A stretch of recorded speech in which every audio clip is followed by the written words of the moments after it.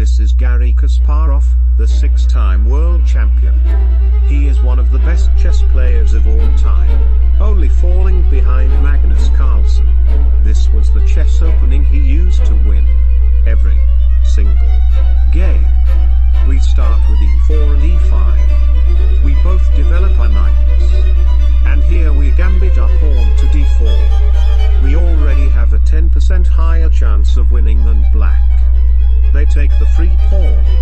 Instead of taking back like most normal people would, we bring our bishop out to c4. Here they will either play the reti and bring their knight out, or play the hacksaw and bring their bishop. For now, let's focus on the hacksaw.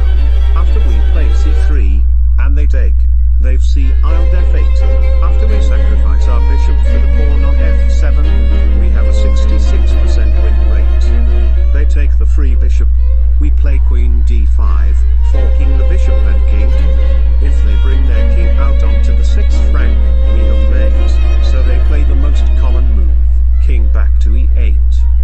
Instead of taking the hanging bishop, we play the absolutely gut-wrenching move, queen h5 check. They block with pawn, and we take the bishop. We now have a 73% win rate, and I think you can take it from here, back to the beginning. If they play the reti with knight f6, boot the knight with your pawn. They will most likely play d5, and after they do, play bishop b5, pinning the horse. After this they are most likely to try and launch an attack on you with their knight by playing knight t4. After this, regain the gambited pawn on d4 with the knight.